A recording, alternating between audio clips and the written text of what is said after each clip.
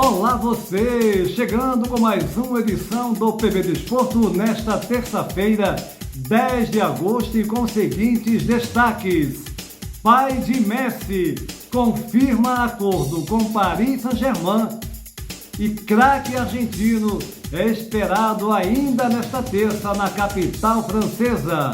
285 dias depois, público retorna ao Estádio da Luz para confronto da Champions League envolvendo o Benfica e o Spartak de Moscou. No Brasil, após chocolate para o Internacional, Flamengo vira página e foca no Olímpia pela Copa Libertadores da América. Líder do Campeonato Brasileiro, Atlético tenta a contratação de ex-atacante do Atlético de Madrid e da seleção espanhola.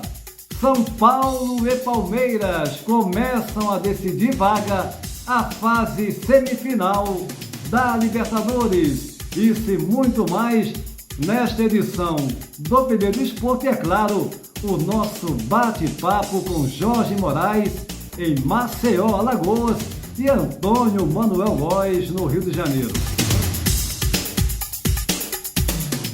Antes de mais nada, convidando você para se inscrever no nosso canal, deixar o seu like e compartilhar os nossos vídeos em suas redes sociais. E o craque argentino Lionel Messi sendo esperado nesta terça-feira na capital francesa para acertar com o clube francês, para confirmar o que o seu pai disse na manhã, no final da manhã dessa terça, 10 de agosto, que o jogador já estaria fechado com a equipe vice-campeã da Liga Francesa. Vamos falar muito mais desse e outros assuntos daqui a pouquinho, na sequência dessa edição do PB Desporto. Agora é a vez do nosso bate-papo. Eles já estão prontos, Jorge Moraes em Maceió, Alagoas, Antônio Manuel Góes no Rio de Janeiro. E o primeiro assunto que eu quero abordar com vocês é o VAR. O VAR, desde que colocado no Brasil, esse mecanismo começou a ser usado no Brasil, vem sofrendo críticas, mas nas últimas semanas, nas últimas rodadas do Brasileirão, essas críticas se intensificaram com os erros.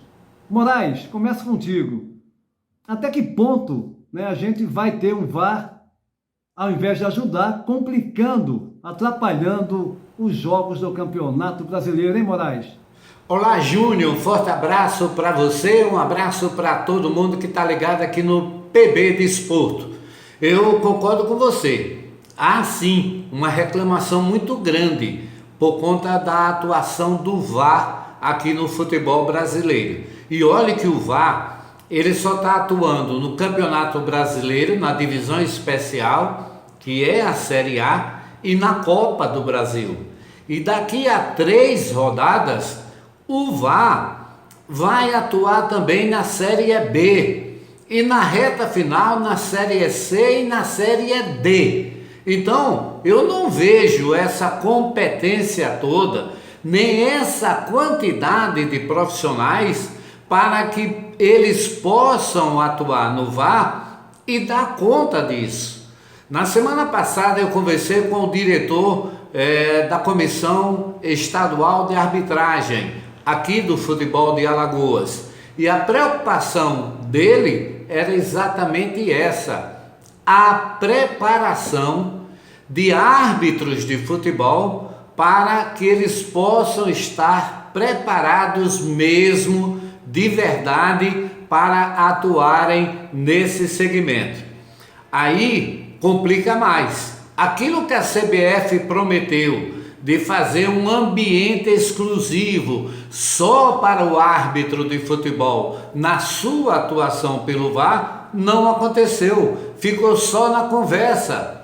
Os árbitros estão viajando o Brasil todo e atuando nos estádios, em salas reservadas, para decidirem numa necessidade da interferência do VAR. Então aquilo tudo de que ia ter um ambiente preparado, com salas ao lado da própria CBF, onde os árbitros ficariam isolados e que participariam de um processo diferente, tudo mentira, tudo conversa do pessoal da CBF. Tá todo mundo viajando, indo para os estádios e decidindo nos estádios. Agora, com tantos jogos na Copa do Brasil, no Campeonato Brasileiro da Série A, da Série B, da Série C e da Série D, onde é que a gente vai encontrar tanto árbitro para trabalhar numa tecnologia, numa ferramenta como é essa do VAR? É humanamente impossível. Eu continuo achando que nós vamos ter mais problemas. Júnior. Mas é notório, Moraes, a insatisfação, ela é, eu posso dizer tranquilamente, geral, porque todos sabem que o VAR, ele é um mecanismo para ajudar, para acabar com as injustiças no futebol. Aqui na Europa, salvo um erro ali acolá, é muito raro, você não vê, mas não vê mesmo esse tipo de erro absurdo. Sem contar a demora quando precisa ir ao VAR, 4, 5, 6 minutos é algo para lá de normal no Campeonato Brasileiro. E agora, teremos também na segunda fase na Série B e nas finais da Série C e D.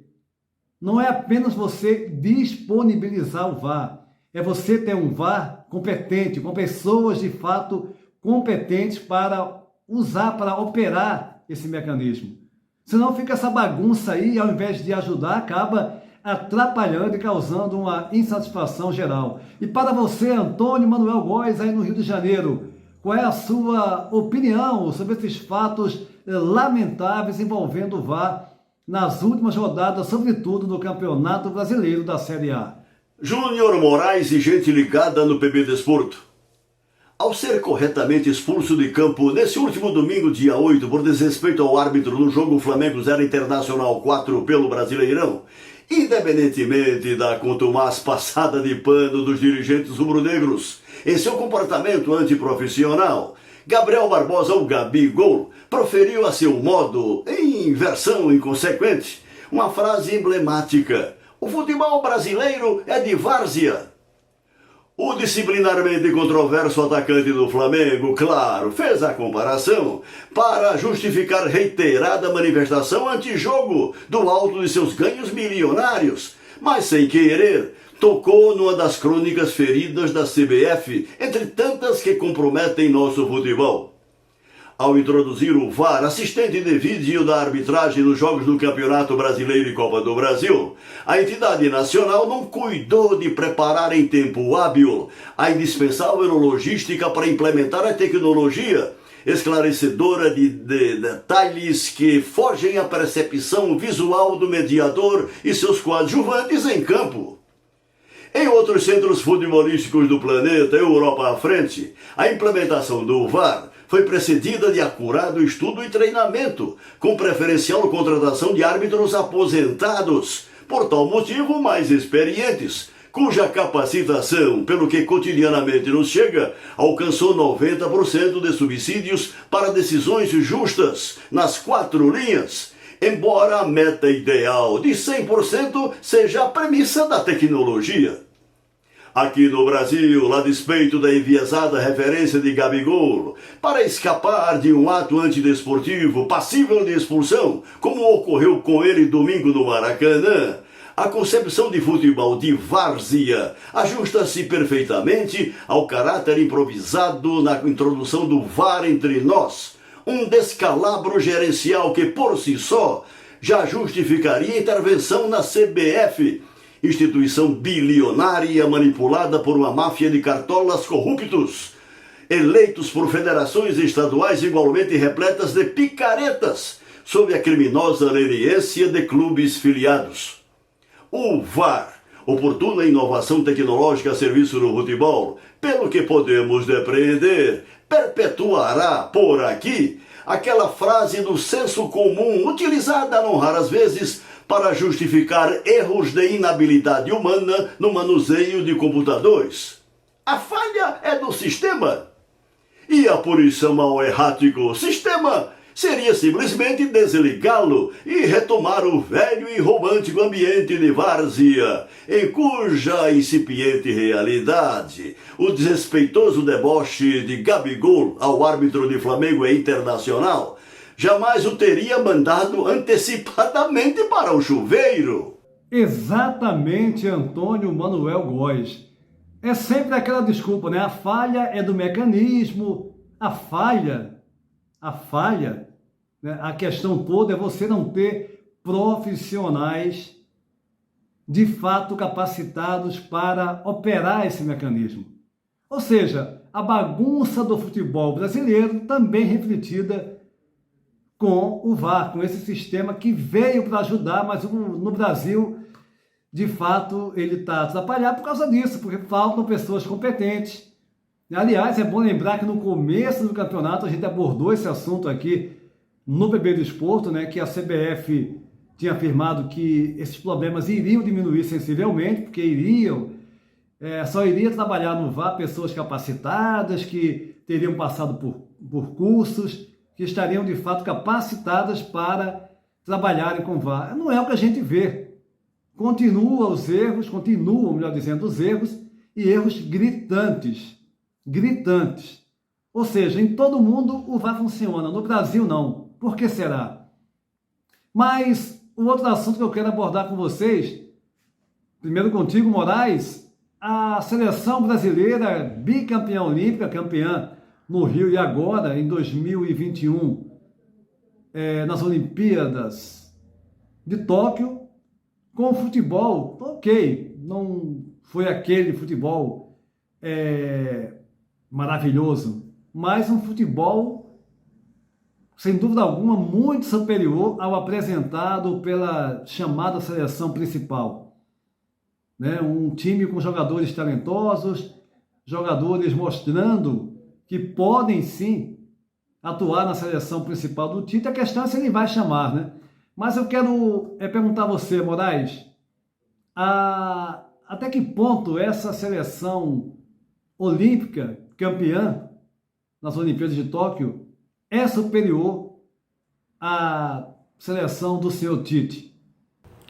É verdade, sim, Júnior, com jogadores convocados de última hora, com uma preparação feita também dentro de pouco tempo, mas eu entendi que o André Jardine, o técnico da seleção brasileira sub-23 que estava lá em Tóquio, ele fez um grande trabalho conscientizando a essa rapaziada que foi convocada, e com a liderança do Daniel Alves, que para mim foi o melhor jogador da seleção brasileira, tanto dentro de campo como fora de campo. Eu acho que essa seleção brasileira conquistou a medalha de ouro nas Olimpíadas de Tóquio com muita categoria, com muita consciência do trabalho que estava sendo feito.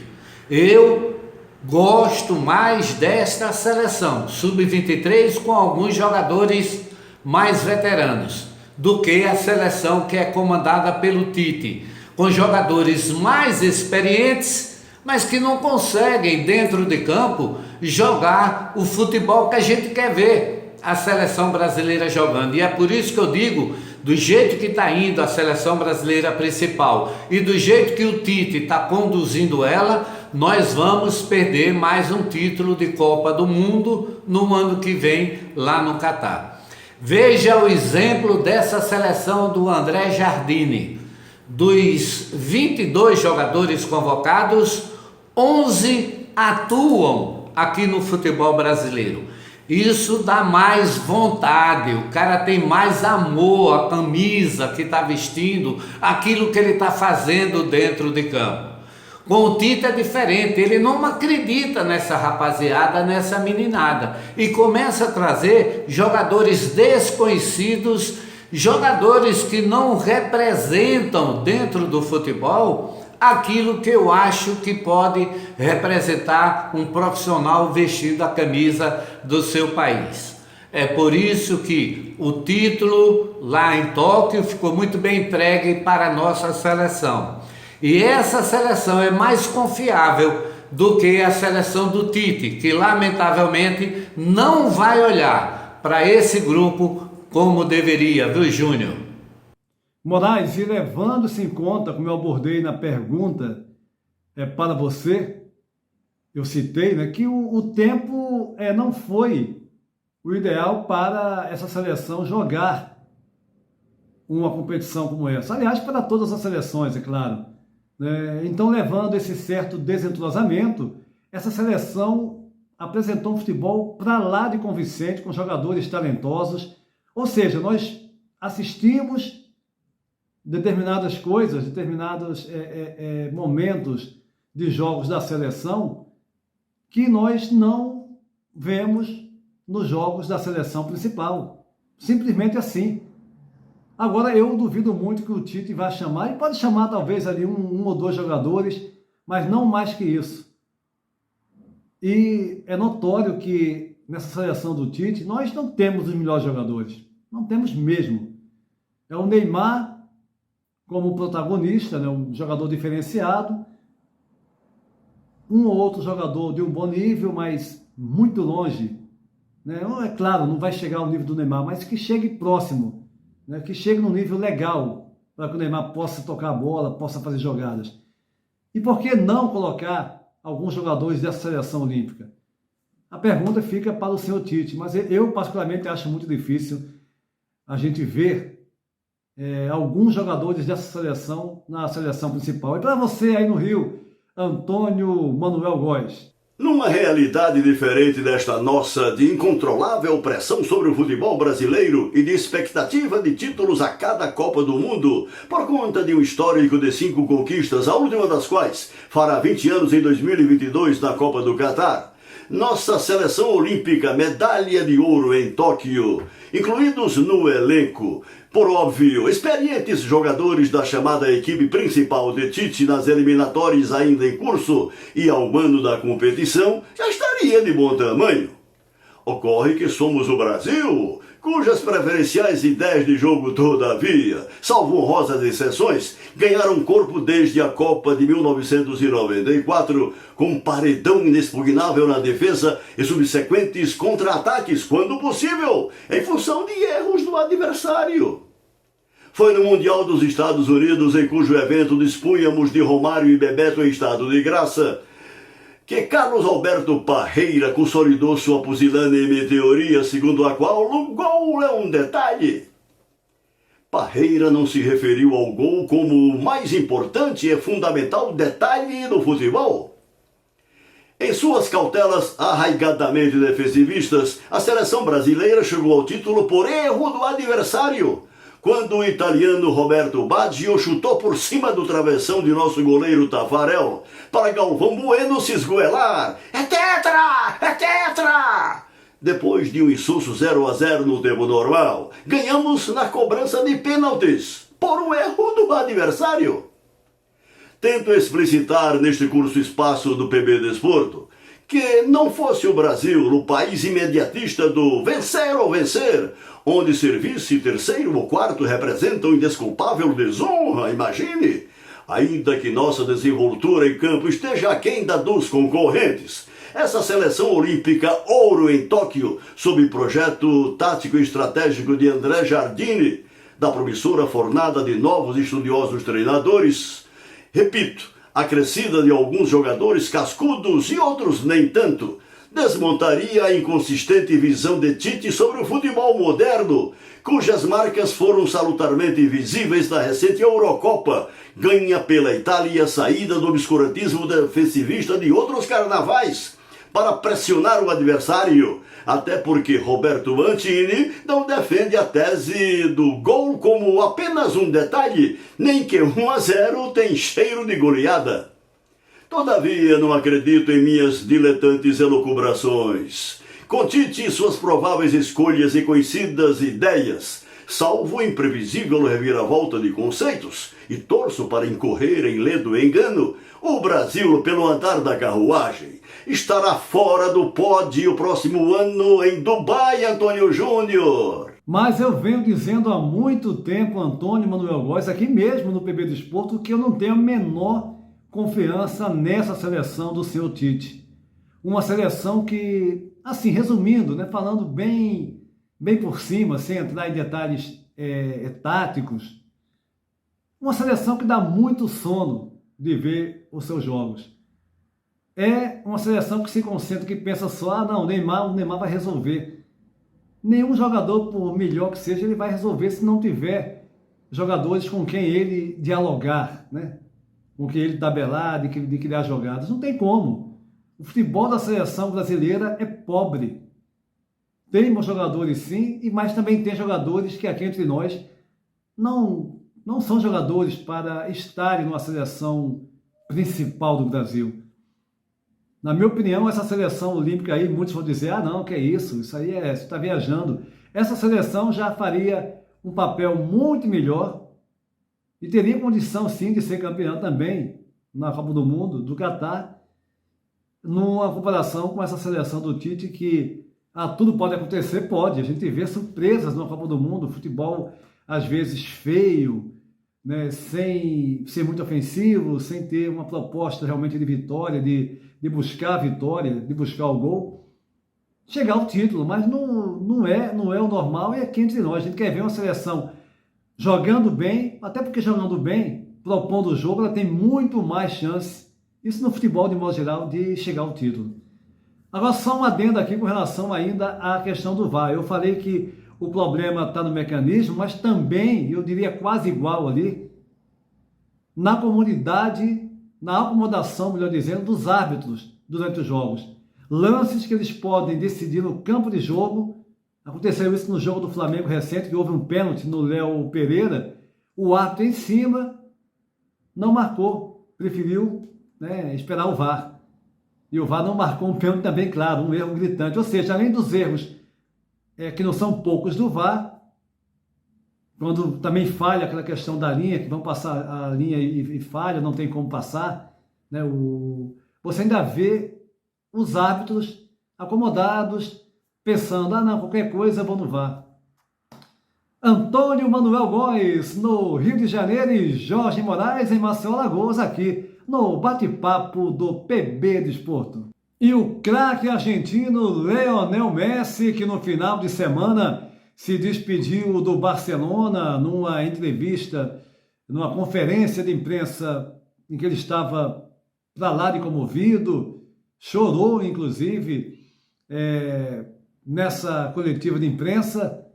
Foram 21 anos no clube catalão, uma história realmente maravilhosa no Barcelona. É bom lembrar que o Messi tem 672 gols em 778 jogos e 34 títulos na sua carreira. E agora, como foi anunciado logo cedo, na manhã dessa terça-feira, 10 de agosto, pelo seu próprio pai e empresário, o Jorge Messi, o acordo estava selado.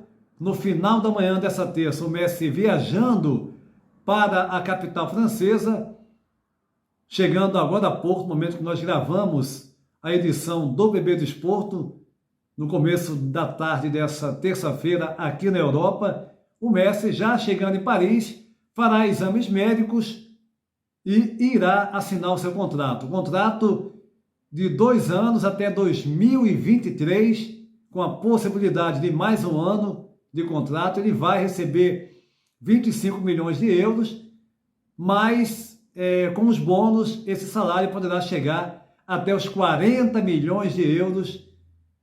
Para o Messi, ele vai ser o maior salário, né? Vai ultrapassar, logicamente, o Neymar Júnior. Neymar Júnior que volta a se encontrar com seu amigo, um dos melhores amigos do Neymar, uma relação realmente de muito tempo. Os dois jogaram juntos no Barcelona e agora se reencontrando no Paris Saint-Germain. O detalhe é que o Neymar ofereceu a camisa, segundo o jornal espanhol Marca, ofereceu de imediato a camisa 10, a que ele usa no Paris Saint-Germain, para o Messi, que teria recusado e deverá usar a camisa de número 30. Portanto, a notícia do dia, a chegada de Lionel Messi, o craque argentino, um dos maiores jogadores da história do futebol mundial, agora vai defender as cores do Paris Saint-Germain. E que time, hein? Que time que o Paris Saint-Germain está montando. Já tem o Neymar, contratou o Ramos, outros jogadores mais, e agora simplesmente com Lionel Messi. Vamos passar mais informações também nas edições do Curtas do PB Desporto, como também no PB Desporto no Instagram, e é claro, na próxima edição do PB Desporto, ainda nessa semana, aqui no YouTube. As últimas do PB Desporto, e falando logo do Benfica, que nessa terça-feira recebe o jogo da segunda mão, o Spartak de Moscou, no seu estádio, Estádio da Luz. Primeiro jogo em Moscou deu Benfica 2-0, gols do Rafa Silva e do brasileiro Gilberto, ex-fluminense. E agora o Benfica pode perder até por um gol para avançar na competição. É bom lembrar que teremos público retornando ao Estádio da Luz na noite dessa terça-feira, o jogo começando às 20 horas, horário aqui de Portugal.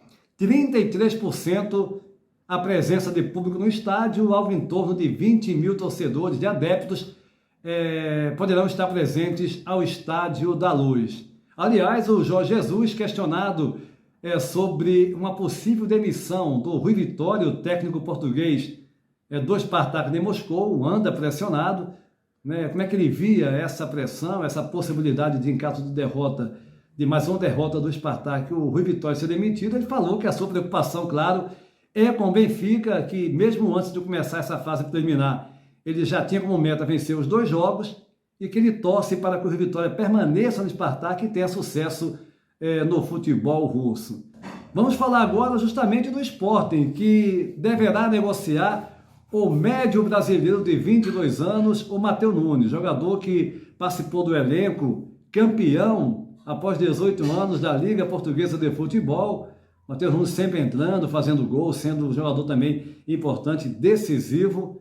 Ele que agora, há alguns dias, recebeu o passaporte português, mas deverá ser negociado com a Premier League, com o futebol inglês, e se fala muito no Wolverhampton, time da Primeira Liga, da Premier League, poderá, então, ser o futuro do Matheus Nunes, confirmando 22 anos, o médio brasileiro do Sporting. Aliás, o Sporting estaria interessado na aquisição do avançado Zacarias Bacali, do Anderlecht da Bélgica, jogador de 25 anos. A imprensa belga divulgando essa informação nessa terça-feira, mas o Futebol Clube do Porto pode ser o adversário do Sporting na briga para adquirir, para contratar esse jogador da equipe do Anderlecht. É esperar para ver quem vai levar melhor, tentando a contratação desse jogador da equipe da Bélgica. Já falando no Brasil, da Libertadores da América, teremos nessa noite da terça-feira, dia 10 de agosto, o Clássico Paulista na Libertadores. Primeiro jogo da fase quartas de final, o São Paulo recebendo no Morumbi a equipe do Palmeiras. São Paulo que está em plena recuperação, venceu inclusive no final de semana pelo Campeonato Brasileiro o Atlético Paranaense por 2-1, e o Palmeiras que vem de 2 resultados negativos, né? Perdeu para o Fortaleza em casa por 3-2 no último domingo, e havia empatado já com o São Paulo, o próprio São Paulo em 0-0 na rodada anterior. O time do Abel Ferreira tentando voltar a vencer, jogando fora de casa o clássico São Paulo e Palmeiras. O Atlético Mineiro, que está, segundo a sua diretoria, tentando contratar o Diego Costa, jogador de 32 anos, atacante, com passagem brilhante pelo Atlético de Madrid, também pelo Chelsea da Inglaterra e pela seleção da Espanha.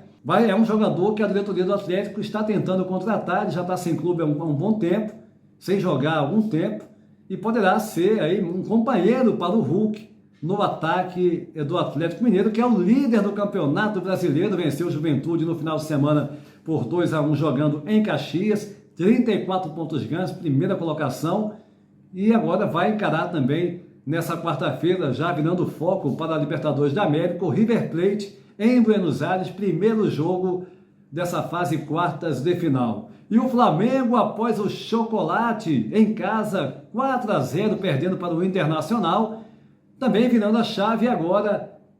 O foco é a Libertadores da América. Nessa quarta-feira tem compromisso, jogando fora de casa, o primeiro jogo da fase de quartas de final contra o Olímpia do Paraguai. O Flamengo que tem alguns problemas, o Rodrigo Caio segue em trabalho de reequilíbrio muscular, o René também com estiramento muscular segue ausente. O Bruno Viana, um dos reservas imediatos do Renato Gaúcho, foi diagnosticado, mais uma vítima aí da pandemia, segue fora, portanto. E o Pedro, apesar de não ser constatado nenhuma fratura, o jogador teve essa entorse no seu tornozelo direito, e é dúvida para o jogo dessa quarta-feira, confirmando, no Paraguai, do Flamengo contra o Olímpia. E o Fluminense encarando o Barcelona de Guayaquil nessa quinta-feira. Primeiro jogo da fase quartas de final da Libertadores. O PB Desporto vai ficando por aqui, mas antes, parabenizando o grande Zagallo. Zagallo, campeão do mundo com a seleção brasileira em 58 na Suécia, em 62 no Chile. Campeão também com a seleção brasileira como técnico em 1970, fazendo parte também da comissão técnica em 94, sendo campeão. O Brasil foi campeão do mundo nos Estados Unidos. Teve outras participações também na seleção brasileira, como em 98. Enfim, Zagallo chegando aos seus 90 anos de idade e merece os parabéns e todo o nosso respeito. Grande Zagallo! O PB Desporto vai ficando por aqui, convidando você para se inscrever no nosso canal, deixar o seu like e compartilhar os nossos vídeos em suas redes sociais. Vá também no PB Desporto no Instagram, sempre com informações do mundo do futebol, aqui em Portugal, do Brasil, pelo mundo. A todos um abraço e até a próxima!